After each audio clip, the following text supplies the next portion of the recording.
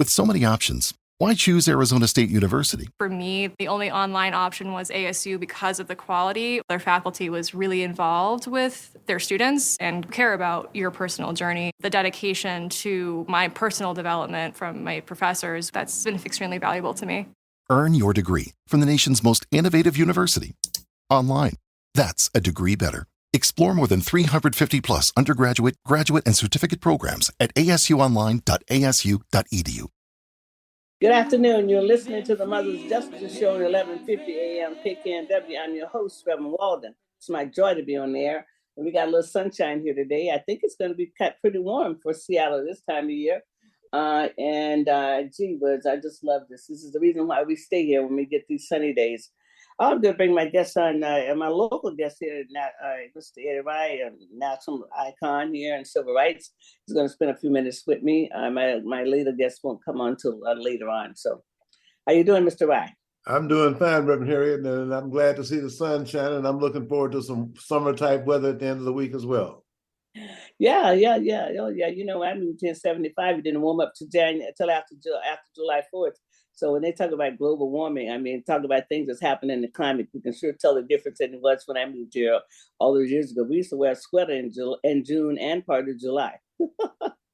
Well, I tell you, climate change is real, whether people want to believe it or not. It is definitely real. Oh, yeah. Oh, it is. And one of the things that's added to climate change is the underwater volcanoes. It was one not too long ago that was really significant. I don't know if it made the bigger news, but I'm on earthquake watch because I like to change. I like to study the earth. You know, if I had known about geologists, I might have went to be a geologist. You know, my son is a geologist, but he likes marketing better. So he does converge media around the world. But I love the earth changes. I'm really fascinated about how volcanoes are made. So anyway, that's not our show, but Omari Salisbury is at the top of the game. So I mean, he's someone to be proud of, and I'm just proud to know him. Matter of fact, your sons are both kicking it real high in terms of achievements in the community and in their profession. So congratulations to you. Thank you. Yeah, if you need any eyeglasses, let me know, because my third son is a master optician. He makes eyeglasses like his mom used to do. So okay. Anyway. He does eyeglasses. This is brought in for you. Just give us a little update about what you're doing. I know you're always busy. Yes, and continue to do that because justice is hard to attain. So especially economic justice. The government has not said anything about us. They only got less than 0.% of anything. Well, I had the governor on KKNW on last Thursday. It's on. Oh, really? The interview is on Alexa right now, and also my podcast. Okay. But I also had Representative David Hackney from the 11th State District. He's also chair of the Black Members Caucus. Oh, so okay. After we had an exchange about police community relations and interactions and stuff, on the chasing pursuit thing. And I got down. He said, "Well, if they have a broken tail light or expired license tab, is that worth the chase?" He said, "Only if they did something else. How you gonna know if they did something else? And that's put a lot of people at risk. I don't want to handcuff because we do need law enforcement. There's no question about that. But we need lawful law enforcement, and we also need to have, and people have to pay for it. But we need to have social workers and crisis intervention people, like we had the CSO at one time. But they brought the CSO back now. It's been back about 4 years now. Yeah, so they brought that back. They really need to expand on terms of the folks with the social work background to do intervention, because a lot of times it's like a tragedy to see civilians take the law into their own hand and choke this young man in New York. Had him in a chokehold for 15 minutes. I think he's going to be charged with a crime, though. Yeah, I mean, I'm just saying, citizens only. I mean, this guy, I understand he weighed 90 pounds. I don't know. I don't know. I don't know what the offense was because I all I heard about it, but I don't know what I don't know what he was. I don't know what he was doing was worthy of taking his life. I don't know what he was supposed to be doing on the subway. Yeah. Well, like I said, I just think that, there's definitely a need. If people have mental health challenges, the systems have to do a lot better job of identifying them, including families that have And individuals in their families family. sometimes ashamed of the people, and some of the people who died out there in the streets, family knew that they had mental issues, but they probably didn't get the help that they needed. Yeah, and that's the other thing. The families have to step. I mean, you're helping a loved one if one of your family members has a mental health issue.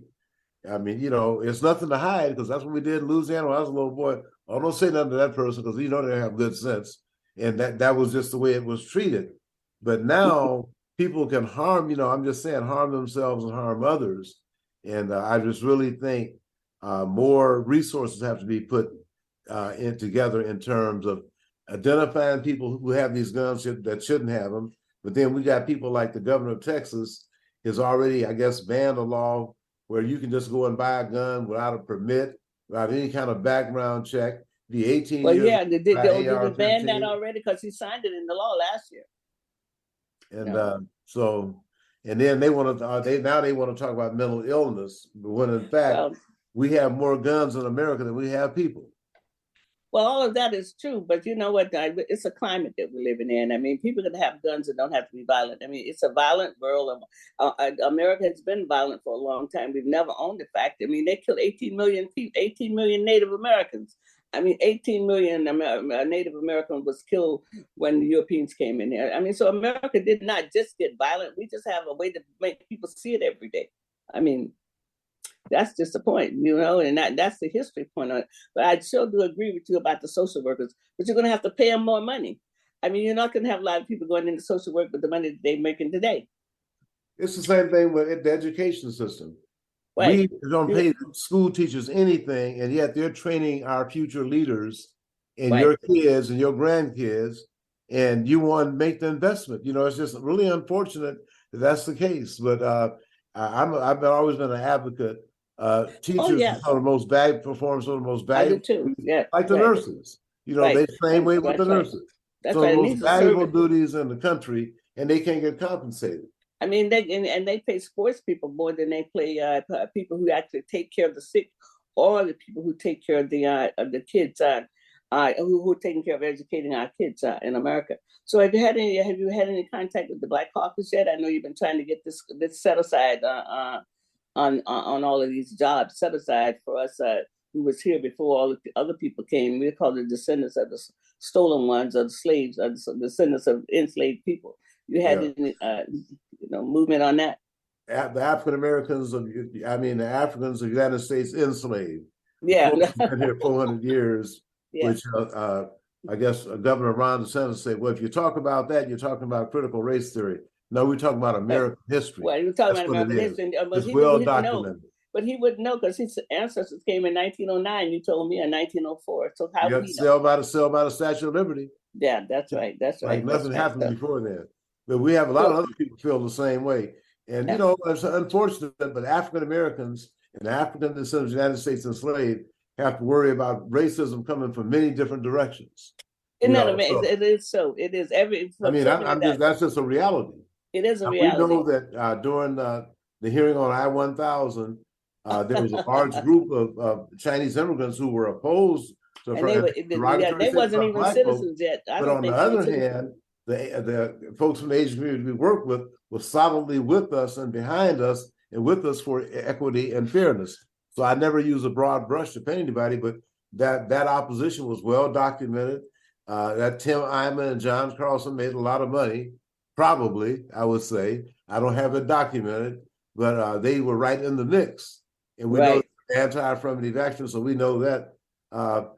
One other thing I want to say, Reverend Harriet, is that the stuff about the Supreme Court and Justice Clarence Thomas. Dr. Arthur Fletcher was a mentor of mine. He was a Republican. He was a decent Republican. He was a Dan Evans kind of Republican. We've had some decent Republicans. No, he was Art Fletcher kind of Republican. Yeah. He was a father of affirmative action. Anyway, in 1998, I spent a lot of time we crisscrossed the state trying to defeat I-200 in 1998. And he was sharing with me one of the biggest political mistakes he ever made in his life was to have President George H.W. Bush talk him into supporting Clarence Thomas. He said that Clarence Thomas was going to replace Thurgood Marshall. Clarence Thomas couldn't carry Thurgood Marshall's shoes and his brief. That's right. And Doc Fletcher said, and I call him he's Reverend Dr. Arthur Allen Fletcher. I refer to him as Doc Fletcher. He said that the biggest political mistake he ever made was having President George H.W. Bush, getting him to endorse and support Clarence Thomas. Wow. And he's the one, after a year or two on the bench, he said everything Clarence Thomas got was through affirmative action, all his job, his education, his judgeship. And he said, I'm very sorry, but he is Justice Clarence Tom Ass. And that he coined that phrase. So wow, yeah, that's something. But we'll have to continue this one in the next time about that. Okay. So, I thank you for coming on. Though I'm going to give the next few minutes to a tribute to my former husband, Mr. Salisbury, passed away last Tuesday. Oh, yeah. So we had Salisbury. Condolences to you and the family. Yes, indeed. Yeah, that's right. So anyway, thank you for coming on, though. Okay, thank you very much for hearing. All right, thank you. And we're going to take a break right now and come right back to listen to the Mother's Justice Show on 1150 AM KKNW. The Mother's Justice Show is brought to you by H.G. Walden and the Virtues Healing Circles. Join us for Wisdom and Wellness with Reverend Walden, a monthly virtual and in-person healing circle that focuses on community healing and growth. Learn more at virtueshealing.com. That's virtueshealing.com. Also, be sure to join our healing group on Facebook. Again, visit us at virtueshealing.com today. Hi, I'm Dr. Mike Lenore with your health tip of the day from the African American Wellness Project. Prostate cancer is the most common cancer for men. African American men are more at risk. That's primarily because it's often diagnosed when it's more advanced. The good news is that diagnosed early, most prostate cancer can be treated effectively. If you're a man over 50 or have a family history of prostate cancer, talk to your doctor today about a test. For more information, visit aawellnessproject.org.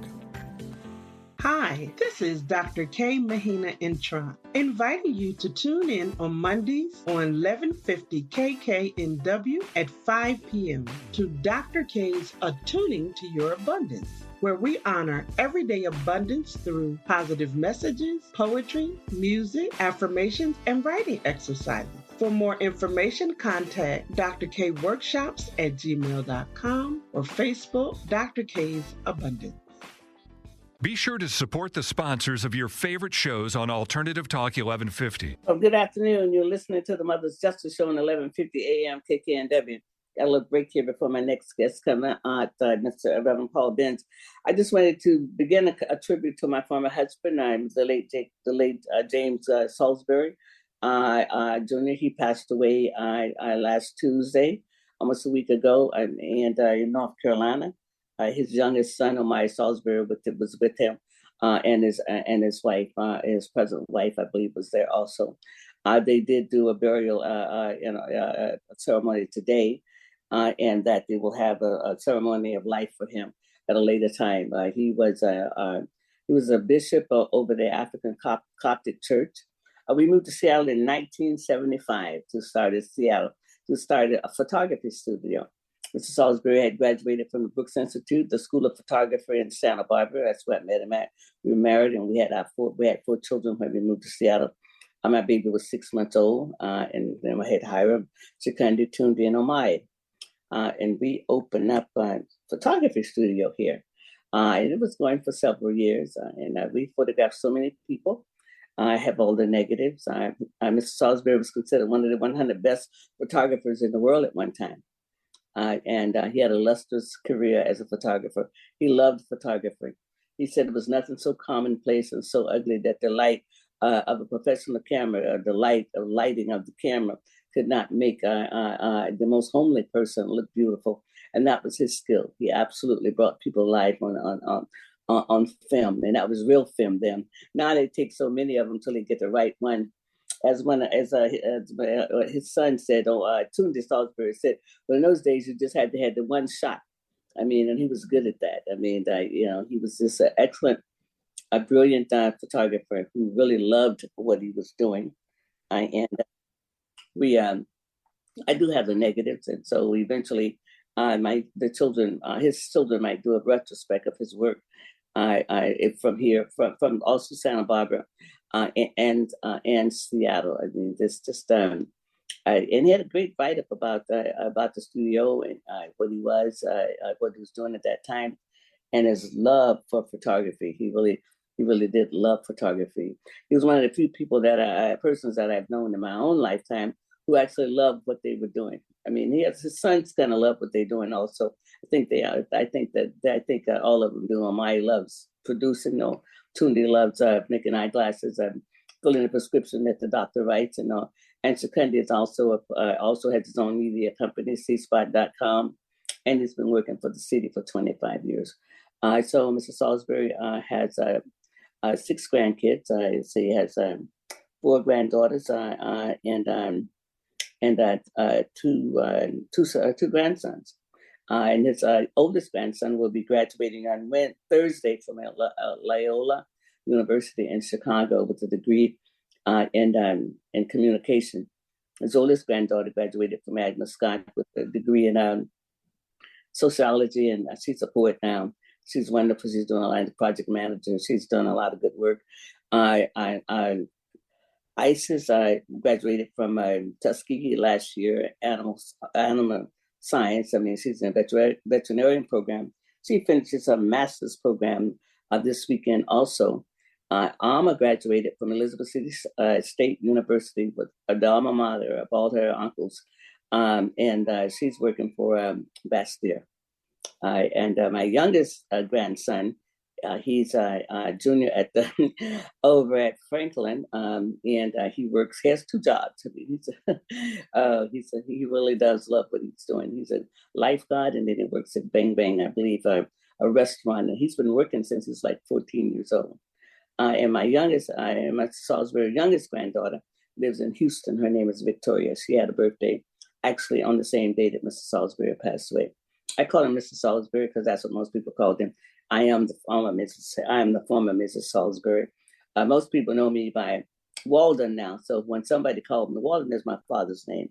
So if anyone calls me Mrs. Salisbury, I know that they've been knowing me for a long time. When we moved to Seattle, we started at St. Mary's. And so a lot of people went to St. Mary's. And he photographed a lot of the people. And I heard the St. Mary's is closed now, but we have all the negatives from St. Mary's and the people who were there at that time when they photographed. And then we photographed all the students at Summit K-12 more than once. So I just wanted to give a tribute to Mr. Salisbury and condolence to his youngest sister. Her name is Georgia Salisbury. She lives in Rocky Mount, North Carolina. And to let her know that we're thinking about her and the family and all the ones who are grieving at this time. And I mean, he has a large kind of congregation, but he's bishop over the African Coptic church. So that means he has a large congregation in America. And I think he might have some people down in the Caribbean and other places also that's part of his congregation. So I'm sure he was dearly loved by a lot of people. And then he has a son that they adopted. His name is James Salisbury III. And he also had a daughter, a bonus daughter that his wife already had from a previous marriage. So I just wanted to remember him. And I let my listeners, audience, so some people listening might remember. I mean, Mrs. Tolliver Johnson was on. She's with the Washington State Black Legacy. History Society, Historical Society, and she was a guest not too long ago. And all of Mr. Salisbury's photographs that we have from the studio will be given to the Black Heritage Society so that they would be able to be kept for a long time. So I think my other guest is coming on here. So we'll take a little break and come back and I introduce my guest that's already arrived. Thank you for listening to this tribute to a wonderful man, Mr. James Salisbury. I've gone too soon. Bless his heart. The Mother's Justice Show is brought to you by H.G. Walden and the Virtues Healing Circles. Join us for Wisdom and Wellness with Reverend Walden, a monthly virtual and in-person healing circle that focuses on community healing and growth. Learn more at virtueshealing.com. That's virtueshealing.com. Also, be sure to join our healing group on Facebook. Again, visit us at virtueshealing.com today. Hi, I'm Dr. Mike Lenore with your health tip of the day from the African American Wellness Project. While coronavirus infections could go down over the next few months, we're still headed into flu season. Millions of Americans will be affected by the flu. But the good news is that we do have a safe and effective vaccine. But sadly, too many people go unvaccinated, especially African Americans. For more about flu vaccine, talk to your doctor or visit aawellnessproject.org. Like us on Facebook, facebook.com/1150KKNW. Good afternoon. You're listening to the Mother's Justice Show on 1150 AM KKNW. I'm your host, Reverend Walden. It's my joy to be on the air. I want to thank everyone who supports Mother's Justice Show. We've been on the air since 2014. That's a long time. Not as long as Eddie, right? Eddie's been on a little longer than me. So anyway, well, thank you. I always thank people because that's what my grandmother says. So thank you will take you far in life. And so I really thank supporters and our listeners. All right, I'm going to bring on my next guest, who's a great friend of mine. I've been knowing him for a long time. Let's bring on Mr. Reverend Paul Benz. How you doing, Paul?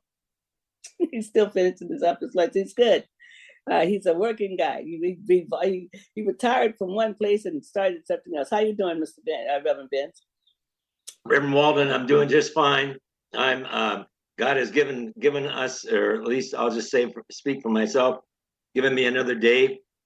It's for your listeners, I live up here in South Snohomish County, and it's a beautiful day up here. I think it is all around the Puget Sound. Mm-hmm. And so it's always nice to have that compliment of the blue skies and sunshine. Pardon my interruption, Paul. Are you using some sort of Bluetooth device? It seems like it's getting some interference with your audio here. Oh, I'm sorry. No, I have maybe I don't have I'll move it to another room if it's interfering. Is that any better? Yeah, I think it's sounding better. Thank you. Excellent. You bet. I didn't catch that. That's what the studio manager and that's what the sound people are for, right? It takes a team. It takes a team, no matter what. Some people. Actually, it seems like it still might be there, but it's intelligible enough, so we'll just stay with it. All right. Thank you, because I hear very well. I hear you well over here where I'm at, but he's at the station, so yeah. Well, I really appreciate you coming on. I've just given an update about the legislation, what happened this year down at there. It was a bonus year for other folks, but it wasn't for the people who really want to work for accountability. I have some ideas on why it happened this way. But anyway, so I I just always appreciate you, Paul, because you've always been there, and you've been the person who've worked well in the Black community. I just want to tell you that. A lot of people, don't work well with us, so they have a different agenda, and you've always worked so well, and we know our beloved Verlene, and we still show up as if we still show up doing the work. We know that she's just like, oh goodness, come on, don't get tired yet. That's going. Right. That's right. Oh wow. Yeah. God bless her spirit and legacy. Yeah, you're exactly right, Harriet. No, it's been, and I oftentimes get asked, well, so why are you doing what you're doing? Particularly in terms of vis-a-vis the African American community. Yeah, I can imagine you do get that, Paul. In this day and this climate today, with your talent and stuff, why are you helping the Negroes out? I just say, look, all white men, and I can only speak for myself, right, as a white man. But if you don't deal with your white privilege and the power that comes with that, shame on you. That's right. But of course, that's coming from a moral, perspective, and so I won't name any names in this society, but I'm falling from the grace of God. I fall from the grace of God every day. But anyway. You told me one thing when I used to see you across the street from Unity, what Martin Luther said, by bringing the little church with you, Wherever you go, you know, I mean, and I that's what I would say, because you would see me over there at Unity, and I said, oh yeah, you know, I go over here from time to time, and we would talk about what Martin Luther said, and the fact you told me about the quote of what he said, about taking the church with you where you go. Being the little Christ, being the little light, whatever word you want to use, you know, right. and when you get to think that you're the Savior, you're the Christ, so to speak, in terms of Christian language, right? Or whatever it might be. If you think you're the Buddha or whatever, the Muhammad, you're traveling down the wrong path. You're traveling down the path of egoism, and we have plenty of that going around. So we don't need. But we're doing this now. But one thing about it is that you've been faithful. I mean, I've been doing this work a decade. I've been doing this work a generation, and I think I met you at least about 27 years ago. I think about, you know, a few years after I started Mothers Against Police Harassment is when I met you, because at that time it was just you and I on campus. I mean, you know, and my son Omai, I'd go up to Garfield and pick him up and take him down on campus so he could testify. You know, I mean, down there against the bills that made it almost illegal for kids to put on a Raiders jacket. I mean, and Governor vetoed that bill, House Bill 13. Something, I don't remember the number now, but he vetoed that bill. And that was the last time they used the word juvenile delinquency with Black kids. Well, was back there when Booth Gardner. Yeah. Well, everything else now is another word, gang and foil or whatever. I mean, juvenile delinquency means that they could be redeemed. I mean, that was the way they had some programs to believe they could recover young people. Yeah. But I didn't want to talk about it. I asked you to talk about the legislature and what happened this year with the great rollback.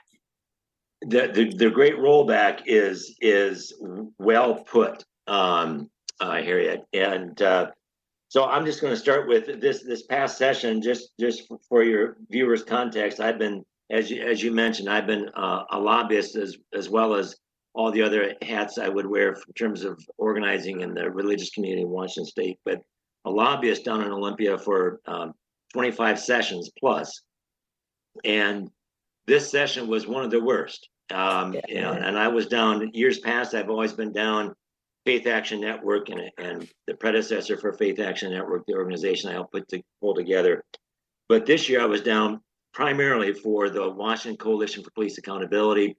I believe you'll have one of our leaders, one of our impacted family members on Zoom with us, Nickeia Hunter from Clark County, one of the places where white supremacy is revealed through law enforcement. To the point where we worked on getting an investigation into the law enforcement down the county sheriff and the Vancouver PD. But this session, the WCPA, Washington Coalition for Police Accountability, which really got going right before George Floyd was horribly murdered by Chauvin, the Minneapolis police officer. We had 5 bills, and to draw the context of your precise words in terms of rollback, then, and I'm just going to speak plainly because I know you want that from me, Harriet, is all the white liberals that were in power and are still in power, though the people of color has dramatically increased. The legislators of color, if I could say it that way, have dramatically increased, which is good, because our legislature has never reflected who the people are of this state. That's right. Finally, we're getting close to that. Now we have, I don't know, there's a Black caucus, you know? Right. Last session was the first time we had a Black caucus, man. It's like, oh my God, you remember Flemings? You remember Flemings was the only one. George, right? And yep. Jesse Weinberry and Rosa Franklin. They'd all say, "What? A Black caucus?" And then Pettigrew was down there by himself for a while too. Yep. And John Lovick. But that's right. But anyway, so the WCPA had 5 bills this session, 4 that we were promoting and 1 that we were opposing. And we went, to use baseball terminology, we went 0 for 5. And that is a part of the rollback, because in the 21 session, when we had the amazing leadership of a very young, he'll like that I use that word, very young Representative Jesse Johnson from Federal Way, who stepped down from the legislature last session, which was sad to see him step down. But maybe there'll be another year where he'll step up because he is so young. But through his leadership, we passed a lot of reforms. He wasn't the prime sponsor for the dozen or more bills, but he prime sponsored 2 of the bills, one of which was House Bill 1054 that was about police tactics. And one of those police tactics has gotten a lot of press in this past year, called vehicular pursuits. And so that was the one bill that we opposed. It was Senator Lovick's bill. And I've worked well with John over the years, and sometimes we all know, right, Reverend Walden, we have our points of disagreement. And and of course, John's been in law enforcement, Washington State Patrol for many, many years. Anyway, we at least got Representative Goodman. It started out as Representative Rule's bill. She's a young freshman legislator from Whatcom County. We met with her. We had a cordial meeting. We agreed to disagree very, and she knew that even before we came into the meeting, because hers was a total rolling back everything to before we passed House Bill 1054 in terms of vehicular pursuits. The other bills, just to go real quickly, that we worked on that did not pass, but we're going to, because just to remind your listeners of Civics 101, we're Washington State is a biennium, so that means right now we're in the 23-25 biennium. So a bill that was introduced in the 23 biennium this session that didn't pass is still alive for next session. Okay. Yep. So House Bill 1025, which has to do with your listeners will get this right away when I use these 2 words, qualified immunity. Oh yes. to eliminate, reform the doctrine of qualified immunity in terms of being able to have a lawsuit. And the way we wrote this bill is that it would not be against Officer Benz, but it would be against the law enforcement agency that I work for. Right. And that's where we got the big pushback from the Association of Cities. We have state associations of everything in this state, and believe me, they are I don't know about well represented, but they are represented in Olympia. And we actually met with them, and that you seldom pass things just on your own. It's not just Paul Benz down there, but we had the WCPA and then one of our solid partners that we don't always agree with, but a lot of times we do. Most of the time we do. At least I'll speak for myself again. Is the American Civil Liberties Union. So they were also the lead on this House Bill 1025. We're going to keep working on that next session. Another one was regarding traffic stops. I don't need to tell you at all or any of your listeners about how horrible things happen when Black and brown people are pulled over, indigenous people of color are pulled over in terms of traffic stops. So we were trying to reform that, and we had meetings before the session with the state patrol. We could not get them to not oppose it. We softened their opposition. But anyway, that bill and each of these bills, your listeners know, have a prime sponsor. So My Linh Thai, the only actual refugee in our Washington State legislature, she's Vietnamese descent. My Linh Thai from Mercer Island was the prime sponsor of the qualified immunity bill. Chapalo Street, Representative Street, the new representative that you know here from the 37th. 37th, yeah. Yep. Was a Kirsten seat that she stayed in. That's right. She stepped down as well, along with Rep. Johnson. Yeah. So he was an amazing freshman. He had his own experience as an African American man when he was attending years ago at Brown University. That could have turned, to where he would be 6 feet under and not 6 feet above ground, to put it simply. The third bill, the fourth bill that we had, so I'm getting to all 5, was the independent prosecutor bill. Yeah, just a moment. I just want to say that Mrs. Hunt, Miss Hunt has joined us, so you can unmute yourself too, Miss Hunt.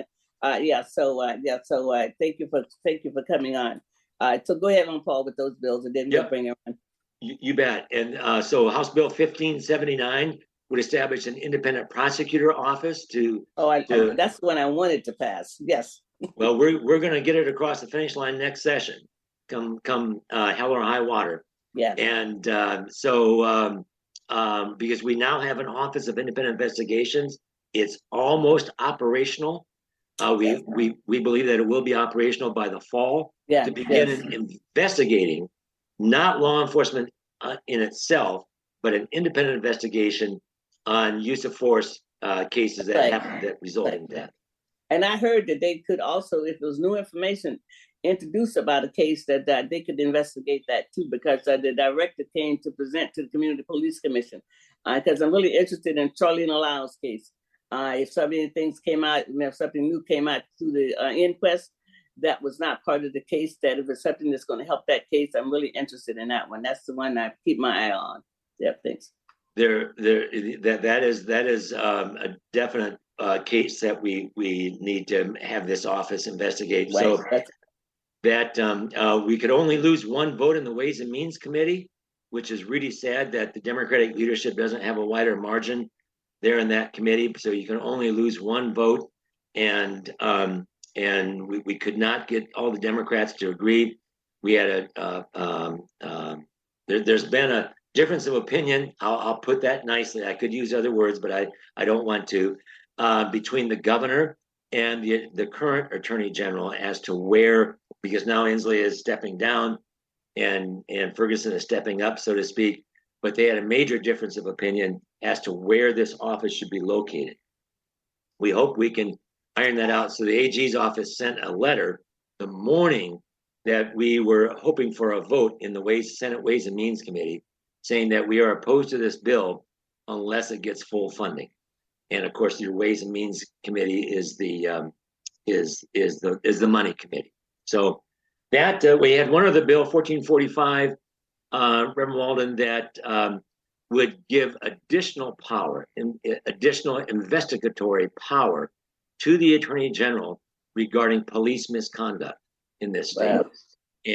And we want needed. That. I got a dozen more bills, but that covers the police reform bills. Right.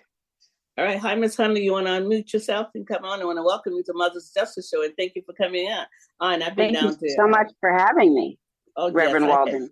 Thank you. I have some contacts down there in Vancouver. We had several calls from a lady named Marsha down there who had so much trouble with the police down there in Vancouver. So I'm familiar with your area. So just wanted you to come on and contribute. I know that you and Paul work together down there. Zoom made it possible. I mean, I think that the hybrid model is going to probably stay for a while for the state level, because there's no way you can get from Vancouver to Olympia as many times as you had to do the work. Yes, and it makes it more convenient for folks to just be able to attend and hear what's going on and stay in the loop. So I think it's a good, transparent measure to offer to the communities and the people doing the work. Yeah. And I just want to give you an opportunity to talk about the work you've been doing and, what happened this time with the legislature. I mean, Paul gave some of the bills, but, just how you were working and how you felt about the rollback. Yes, I would just like to say for my family, I am the sister of Carlos Hunter, murdered by the Clark County Police Department in March of 2019. And it was very important for my family to see the independent prosecutor bill, as well as the other bills that put in place, good protections for the communities that the police officers serve. We know that what was we the name need of your police family officers. member again, please? I didn't catch the name. His name is Carlos Hunter.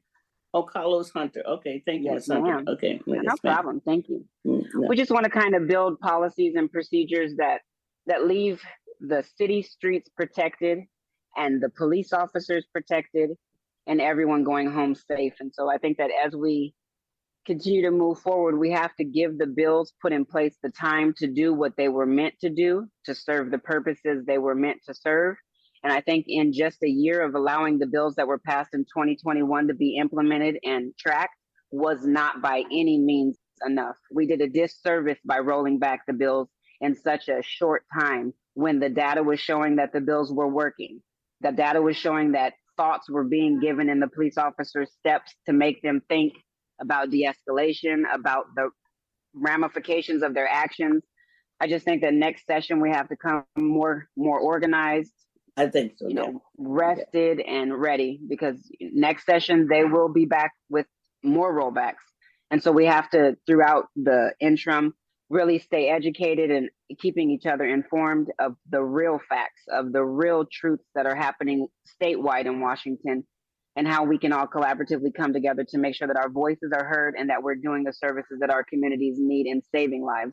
We can't continue to allow the mentally challenged individuals or the houseless individuals or even those who are wrongfully placed into situations to be murdered at the hands of our peace officers. So it was a very sorrowsome session for me, but never defeated, always invigorated for the next round. So I'll be back, as well as I know Paul will, and we will be taking some names next session. Well, I'm glad that you're in it, and I'm sorry for going to offer my condolence to your family about the death of your brother, by the hands of the police officer, and this is, America's a strange place. I mean, one of the things I know for sure is that the right took a page out of our book, the Black People's Book, and organized it. We've been organizing in this country even before slavery ended. And we stopped organizing in the levels that we organized after affirmative action. People got good jobs. Yeah. Good jobs, I call it, good jobs got people on the inside. They were finally at the table. But it was no crumbs at the table falling down for us anymore. But the GOP, the people who was out there with them, they took a page out of our book. They haven't been home. They have not been home since Reagan. They have not. And our people, and we stopped the intensity. We used to be organizing all the time. Now we organize around these, about specific issues. And I think that we have to go back to taking back and organizing and staying at the table and don't go home. I mean, but they have a lot more money. But Paul, don't you remember how people? But Paul, don't you remember how people stayed at the table all this time? People never went home. I mean, and it was after 1975, in 1980, when Black people really stopped organizing a lot. And then that time, the GOP reached out to the evangelical movement and got them involved with hot button issues. See, they don't care about bread on the table. They just care about abortion. They don't care about nothing but hot button issues and gay issues that don't put any bread on the table. And that's how they got organized. But they didn't go home. See, and they still out there. I mean, now they're taking over school boards again and they're doing all of this stuff. And we got kind of slowed up because integration slowed us up too. Because we were so-called in the door. Didn't know that the teachers weren't going to teach our kids, but we were in the door. So, and they're well funded, Harriet, right? We know that. They are so well funded. The Koch brothers, I don't buy hardly no paper products. I mean, because before Lonnie Nelson, who had been with Mothers for 22 years, we were going to get, when we did an event, we were buying paper we were buying cloth napkins, because every time you buy a paper product in America and you buy napkins and stuff, it's owned by the Koch brothers. They are the biggest beneficial of the GOP. These are people who want fascism. These are the people who really want us to be enslaved. And now with the artificial intelligence, they say over 30 million people in the world are going to lose their job. But what are they going to do with all these people who won't be working? So I tell you, we have to organize again. I mean, we have to really organize again and stay in it. I mean, it takes staying power. And the younger people, they're not willing to stay that long. They went home after George Floyd. They went home after the last session. They didn't come out to give the help that was needed. And those people stayed engaged, as it was when you all were down there in 21. I mean, after George Floyd. They wouldn't have been, the power of the rollback wouldn't have been so hard. I mean, the power of what they did with the rollback, it would have been harder for them, see. Yes.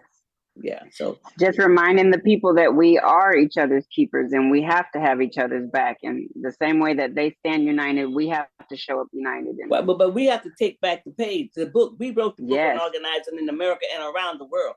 Ireland, everybody around the world saying we shall overcome. Okay, I mean, we wrote the book because we're the people who we fought for our own freedom. Nobody freed us. We helped Lincoln win the war. And that's what they're mad about. This is the end of the second Reconstruction, and they're trying to take back everything and put us back in Jim Crow. That's why the young people better wake up. I was raised in segregation. They better wake up because they're on the fast track. Abortion. Nobody care about black babies being aborted. That was just a sham because so if they use us, it was not because black babies was being aborted. It was something else.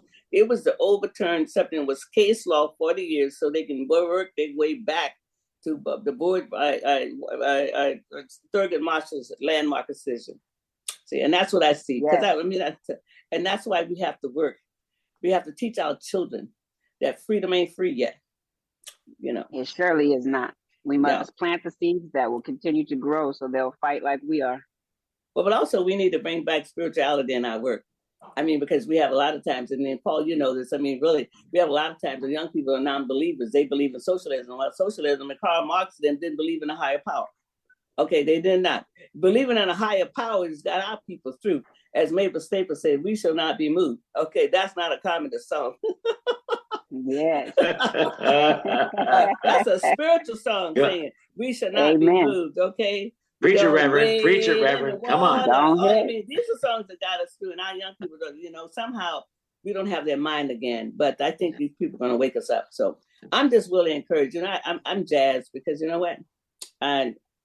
We do this because our ancestors did it. Mm-hmm. That's what we did. We stand up because people came before us stood up. I come from we were not taught to lie down. That's why I look for. I'm looking at my great-great-grandfather in 1889. He'd be a white man and lived to tell it, and had the guns ready for the Klan if they came. I grew up with a house with guns in it in Sanford, Florida, Goldsboro. My grandmother was ready for the Klan. If they were coming, she was toting her gun. She wasn't leaving her property. Amen. Yeah. Exactly. Yeah. Exactly. And so this is that's why I'm so glad. I'm so empowered by what you all are doing. Mothers for Police Accountability made the word hope, the police accountability word, a household name all over America. In 1990, we were the first people to use it on our literature. We wanted police accountability.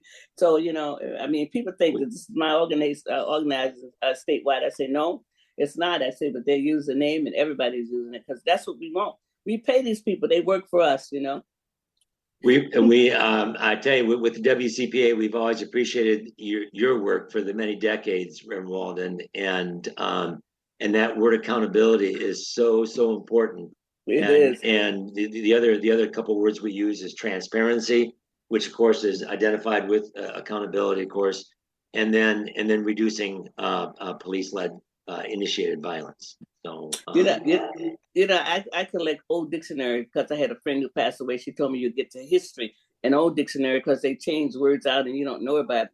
In the old dictionary, 1928 dictionary, transparency means white. And conservatives mean white. In the old dictionary, 1928 dictionary, conservatives mean white. And transparency means white. I have an old dictionary. I got a lot of them. So yeah. So Miss Hunter, I just wanted to just thank you, for doing the work. We get drafted in this, Miss Hunter. We don't know how we're gonna get drafted. None of us signed up to do this work.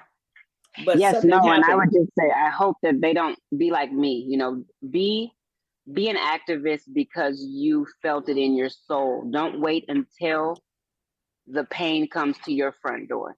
Because it took me losing my brother to see that I could be a pillar for the pound in the pavement to make other people not have to go through what I went through. Yeah, it's something about human nature. What was the pastor name in Germany? He said they came for this, I wasn't one of that. And on the end, when they came for me, it was nobody to stand. What was his name? Martin Niemöller. Dietrich Bonhoeffer was also a leading Protestant minister against Hitler, but Niemöller is the one that actually that's the quote from Niemöller. Yeah, and so that's what you're talking about is that because they're coming, and so if we don't stand with our brothers and sisters, but so many times we stand with our brothers and sisters and they don't stand for us, and sometimes we're the cheese who stands alone. Sometimes we are the cheese who stand alone. We've helped everybody else who come to America, and then sometimes they organize against us because they want the crumbs, and so but we continue to be on the path, and I'm just, I'm just grateful that I'm sorry for the loss of your family, for your family member, and for your mother. Is your mother still with you? No, I am saddened that she's not, but I'm very glad that she didn't have to know that her son was taken that way. Yeah, because it's hard on mothers. I have a son who passed in spirit, but he died from an illness. But it's hard on mothers to go through that. But yes, it is. So I'm always connected to all the mothers and family members who've lost a loved one. Because when you lose a loved one, we're all equal to that. It really is. It hits you the same way. So, but I just appreciate you all coming on, and I'll be. All right, Thank Paul. you so much. Go ahead, Paul. Well, I just want to give a shout out to you, Harriet, and to Nickeia, and to so many others that have either personally witnessed police violence or are well acquainted with it. You know what I'm trying to say. And for those voices, that's why the WCPA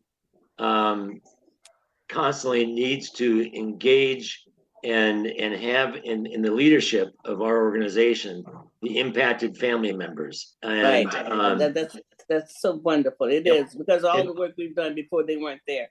And for those voices to then be present in the halls of power, that's where we can affect the change. That's right, affect the change. Yeah. And also, I want everybody to know they can catch this show on a podcast too, because this is on our podcast on our KKNW. So for your friends who might not be available to listen at this time, but also Leslie, because Leslie is right in there. Leslie is a stalwart. She keeps working. She keeps working on this, and I think she got started with I-940. With I-940. She didn't go home yet. She's still at it, and so. But this is what it is. I mean, none of the governments of the world treat their people right. It's no utopia. It's not. It's no utopia. Some places got little shades of better, but America has the highest police killing of citizens than any other country. Just like we have the highest murder of just regular people just going to shop at a shopping center or a grocery store or going to church. So violence is in the land. But we know that love is the only thing that lasts, Paul. You know that. You know that. You know that the love is the only thing that lasts, Miss Hunter. Everything else is sinking sand. Amen. It really is. And I mean, and if they understood that when they're killing people, they actually hurt their own spirit. I mean, I don't care how man say you get off, but there's a higher calling. There's a higher spirit. And they might be like the guy down in Auburn, has 4 cases, like Chauvin did over there had murdered 4 people. I mean, this was his 4th time. But there's a higher power, and we know about that, especially us 3 right here, right now. We can't talk for the whole world, but we know that there's a higher power, and I'm so grateful for you all to come on my show today, and to be able to talk about it. And I can't wait to meet you, Miss Hunter. So I'll have to drive. We'd have to drive halfway down there. Maybe I'll meet you somewhere in Centralia or somewhere, Centralia. Well, you don't worry. You let me know the day and I'll get it on up there to you. You ain't got to come no bit of the way. Oh, honey, I just would love to meet you and give you a hug for your family. All right? And I would love a hug from you. That'd be a good place. I'm sorry, that would be a good place. That's where Mr. Washington that's was right. from, George right? Washington Bush. The reason why we have a state of most people don't know that George Washington Bush is the reason why we have Washington State instead of Canada getting it. Okay, that's a little bit of Black history. That's Black history that the sinners don't want us to know about. Yes. All right. Thank you so much. You all be listening to the Mothers Justice Show on 11:50 a.m. KKNW. I'm your host, Reverend Walden. I'll be back next week from the last president of the NAACP in Akron, Ohio, talking about the case back there. The young man that got 46 bullets in him. All right. Thank you. Take care.